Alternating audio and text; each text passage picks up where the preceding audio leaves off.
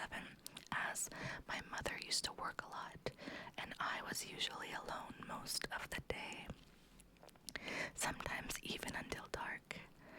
This never really bothered me. I'd been left alone at home like this since I was 11. It never struck me that I had a reason to be worried. One day that my mom was working later, I was doing some household chores, feeding the dogs, doing dishes, stuff like that. I continued doing what I always had, a routine of tidying the house I had done every day for years. As I went to take the trash out of the bin, I started walking towards the door when Mari stepped in front of me. I tried moving around him, telling him to get out of my way and sort, but he refused to budge. This was certainly odd, and looking back on it now, a few years later, I realize he was probably trying to stop me from walking outside. We continued like this for a few moments, me trying to get past him, and him, of course, never moving from his spot. He was quite heavy as a big dog. It was difficult to lift him and even harder to get him away from something. Now, in the time we had been going back and forth with this interaction, Vince stayed happily asleep on his dog bed. I should note that from my kitchen, you can see the living room and bathroom. Usually we used the side door from the kitchen to exit the house, since it attached to the carport. After a couple more minutes, I heard something I hadn't expected when I made one last desperate attempt to move Mari from his spot. He growled, which wasn't unusual as he had growled plenty in his life. What was unusual was that he growled at me. He had never done that before, not once. But for that reason and that reason alone, I decided not to take the trash out that night. I simply tossed it in another room and left it to be. A short time passed, maybe a half hour or so. I had gotten settled into my chair to watch some movie while I waited on my mom to come home. While I was watching the movie, I suddenly heard a quiet knock at the side door. As I mentioned earlier, you can clearly see the living room from the kitchen, so I heard the knock pretty well. It was already after dark, so I figured it was just my mother, and she had somehow forgot her keys. I got up, went into the kitchen, and out of the corner of my eye, I saw the hook near the door. The keys weren't there. To some people, that's not a big deal, but to me, it meant that the person knocking on my door was in fact not my mother. My mom is a bit of a routine-obsessed person, so if she actually had forgotten her keys, they would always be on that hook. I took a breath, preparing myself to just not answer the door, or if they didn't leave, to just tell them I wasn't interested in whatever was happening and that they should leave. Thinking about it now, I really wish I hadn't even looked out the window on that door. I wish I had just sat back down, called my mom, and stayed out of sight. But of course, I walked in front of the door and immediately came face to face with a figure on the other side of the window. Now, it was really dark, with just my neighbor's light shining from his porch, so I could only make out a couple things on the sky. He was tall. Me having to peer up at him through the window to look at his face, he had long hair that looked like a shadow over his shoulders in the dim light, but only the facial feature I could really see were his eyes. God, I wish I hadn't seen them. I could see the spark of interest flare in them as he perked up when he saw me. They were wide and staring down at me. He took a step towards my door, stepping up on the first two steps. I heard him say something along the lines of, "My car broke down. Could I come in and use your phone?" Immediately, I thought of every bad thing that I had ever heard happen to a teenager home alone and tried was my nerves. I'm not sure what it was, but something told me not to trust this man standing on the other side of the door. I shouted back a quick no and an apology, hoping he was telling the truth and would just go to the next house over. But he didn't. Instead, he simply said it again, quite a bit louder. I thought for a quick moment he hadn't heard me, but then again, I know now that he most likely had. So I instead became a bit more confident. I'm sorry, I can't help you. Go to the next house, I shouted. For a moment, he paused, as if contemplating what to do.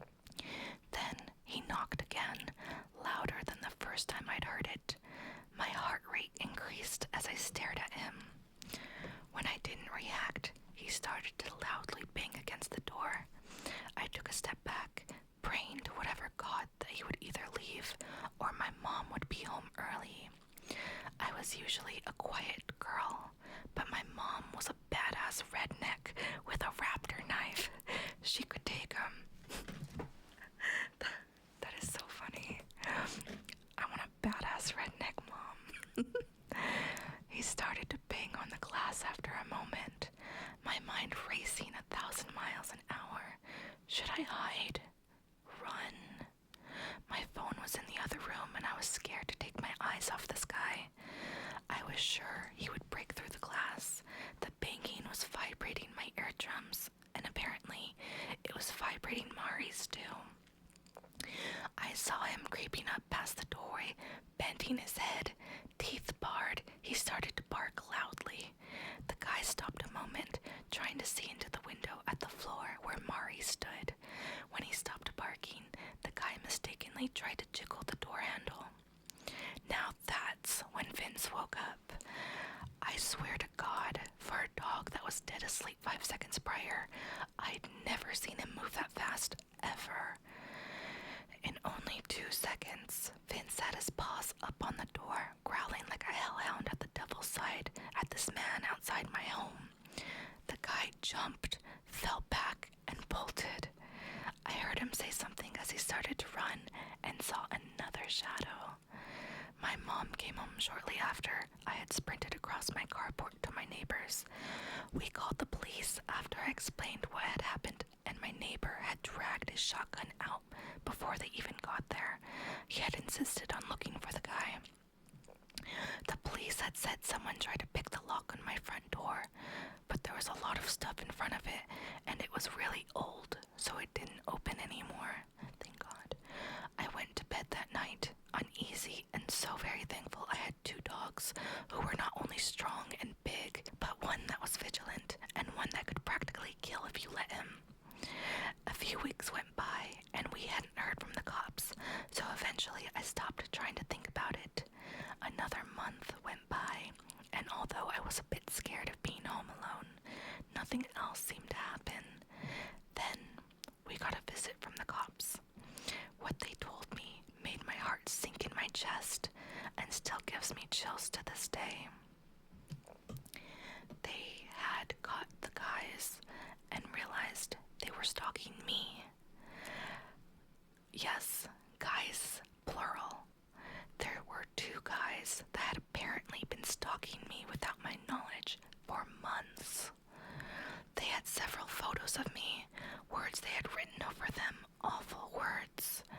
The police had been very adamant that I changed my locks since they caught 2 guys and there was evidence of a third. We moved shortly after that. I still pass by that house sometimes when I go to visit friends or do stuff around that area. A chill runs down my spine every time I do. To think they never caught one of the guys was scary enough. The fact that they tried to break into my house was worse. Not to mention that I hadn't even known they were watching me. Still, I think about it even now a few years later.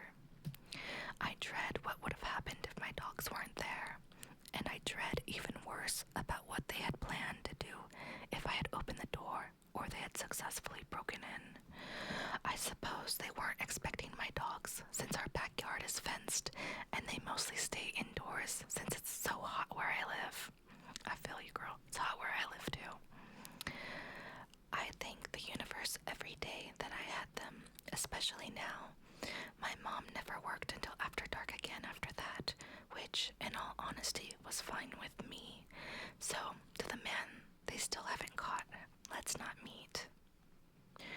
And that is the end of that first short story. Honestly, if she had let that dude in, I can only imagine what he would have done to her, what the second or third guy would have done. I'm glad this person is okay. And honestly, that is scarring for life. Knowing that your stalker was trying to break into your house. Nope.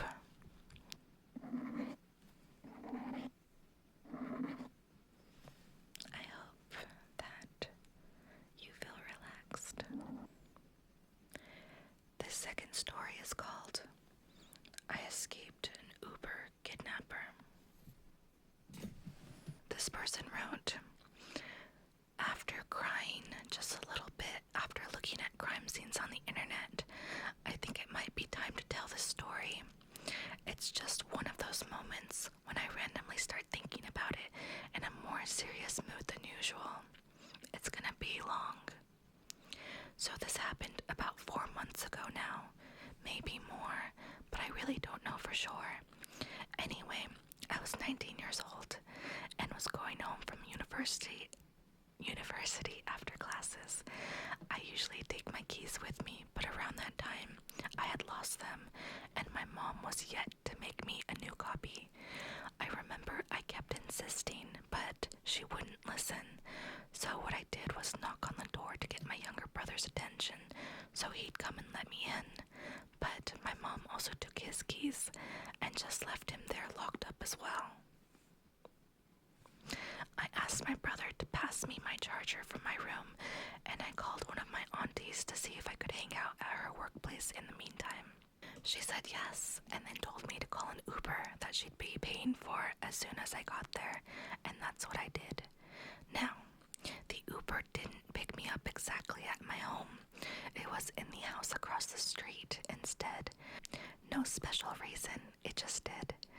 The moment I saw the guy, he gave me kind of a weird vibe.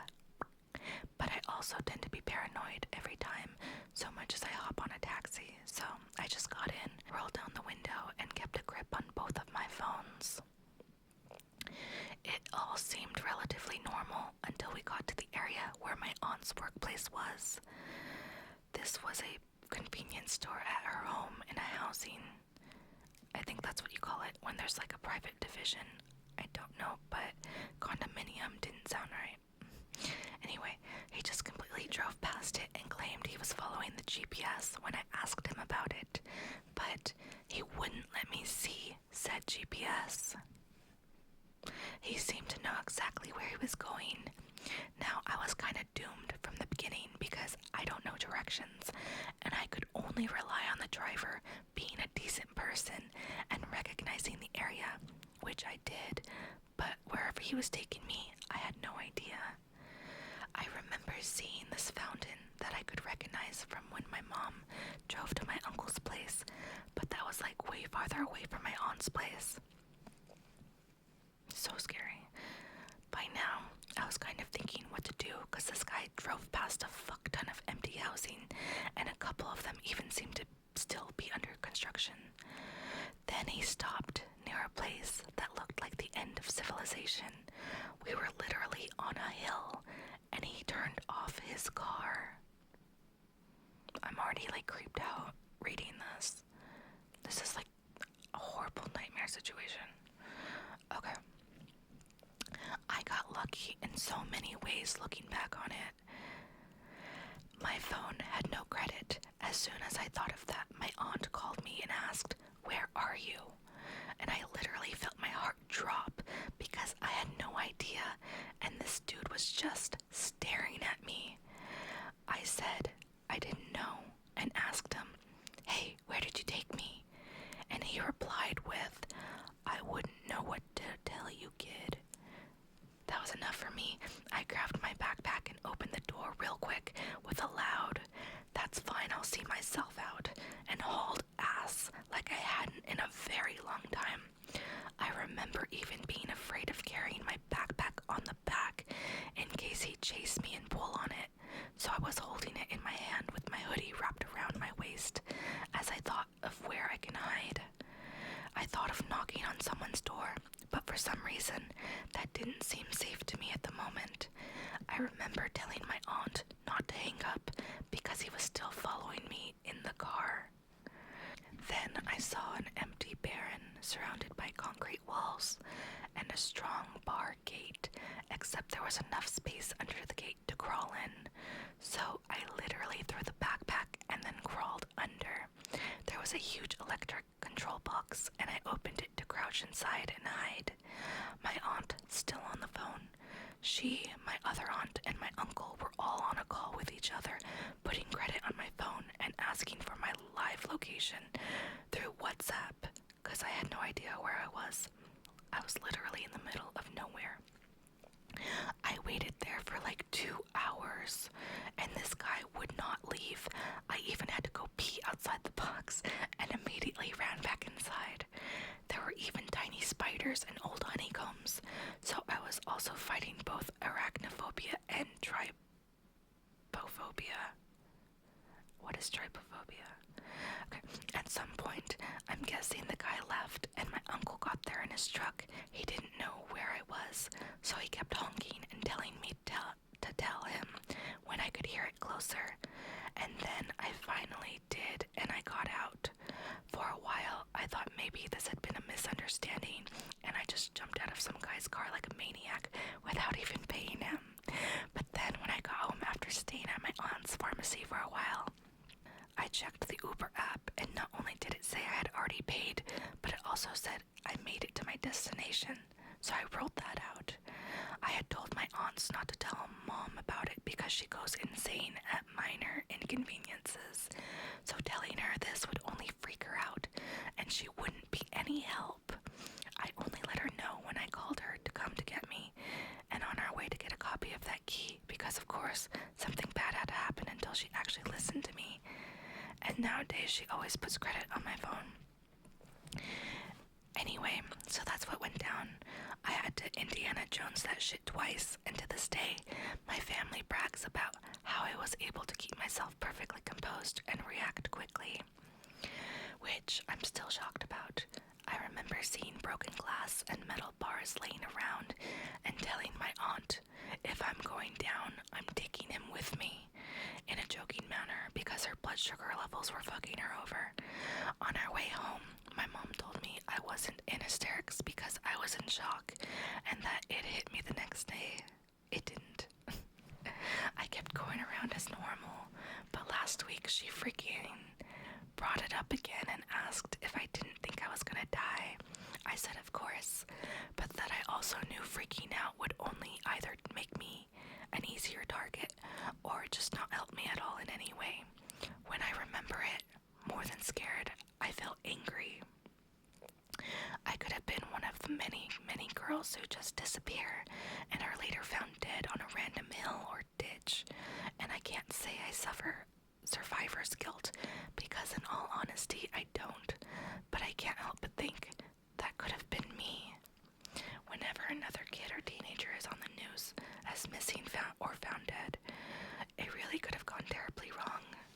My parents believed this guy was a rookie who maybe felt sorry for me and let me go, because if he had wanted to, he could have hurt me with some sort of weapon or just tried to kill me right then and there. I don't even know anymore. I sent his profile picture to all the girls I know so that if they ever happen to get him as their Uber driver, they can cancel. Since then, I don't take Ubers anymore. Wherever this guy is right now, I don't want to be ever again. Extra, I actually took pictures of a place where I was hiding until my uncle found me. I would attach them up, but apparently you can't post any sort of image in this community. And that's the end of that story. That guy obviously is fucking unhinged. I'm glad this girl's okay. It actually gave me a flashback. Sorry, a car just passed by. But as I was saying, reading this story actually gave me a flashback to this one Uber driver I had who was really creepy, and he was taking me to Disneyland he was asking me, like, can I go with you? Can I get your number? And, like, he wasn't stopping the car so I could get the fuck out of the car. I remember that. And I remember being really freaked the fuck out. And I think I blocked him somehow. Like, I took his number and then I blocked it or something like that. Just so I could get the fuck out of that car. Oh, gosh. People are so crazy. I think at this point, I'm just paranoid all the time. I don't trust strangers, and I think people have ulterior motives. Yeah. So that's me. On to the third story. This third story is a ghost story, one of my favorites. This story is called The Woman in My Doorway. This requires a little bit of backstory. When I was born, it was just me and my mom, and because of this, I became quite clingy. She was the only one I had, and the only person I really knew. Because of this, I developed extreme separation anxiety whenever I wasn't around her. So, in order to sleep in my own room, I needed her to come in and say goodnight, and often I would sneak into her room in the middle of the night and sleep there. Every night, I would yell for her to come into my room. She would sit on the edge of my bed, reassure me I was safe, turn off the lamp next to my bed, and close the door, leaving it just cracked enough where a little bit of light would shine through from the hallway. Her bedroom was quite literally across the hallway from mine, so when I would wake up in the middle of the night scared, I'd slowly creak open my door and easily walk over to her room. And I'd always know she was in there because her door was cracked the same as mine. When I was around 3 years old, she got remarried, which meant I couldn't sneak into her room quite as often. So her coming in and saying goodnight was a crucial part of me being able to sleep. I remember this night so clearly. I was around 4 or 5 years old. I got into my bed, my lamp is on, and my door is wide open. I yell for my mom like I did every night, and got no response. This wasn't necessarily unusual, because sometimes she would be in a different part of the house, and I would just have to yell a few more times before she heard me. I yelled and yelled, but she never came, and I started to become quite anxious. I remember my mind racing with fear. I thought something terrible must have happened for her not to hear me yelling for her, but I just kept yelling, "Mom, Mama." I just kept yelling and yelling and began to cry, when all of a sudden, I see this woman enter my doorway. This woman was very misty, almost like a cloud, and all of a sudden, this comforting feeling fell over me, and I stopped crying. She stood in my doorway and smiled at me, then began waving her hand, motioning me to come out into the hallway. I then saw her slowly disappear. I got up and walked into the hallway, and she was gone. I see my mom's door wide open and no one inside. I then started to hear noises coming from her basement that I couldn't hear from inside my room. I walked down to the basement to see my mom and her husband watching a movie a little too loud. And when they saw me, they paused it, and I could see my mom realized she hadn't said goodnight to me yet. She then brought me upstairs and put me to bed. I never really told anyone about this, but it's always something I remembered because of how she smiled at me and made me feel less scared. It was almost as if she was trying to tell me my mom was fine, and she just couldn't hear me. It's also something I learned from a young age, that not all ghosts are scary or out to harm you, and I've always appreciated that thought. And that's the end of the third story, which I thought was really nice. Rather than being a horror ghost story, it's more a positive ghost story, you know? Don't be afraid of what you don't understand. always threatening. Here I am, vouching for ghosts, but not people. Not people you don't know. Anyway, that is the end of the creepy stories for this video. I hope you enjoyed them. I know I did. And thank you so much for sticking around if you're still here at the end of this video. I appreciate you, and I love all the comments that you guys leave me. Honestly,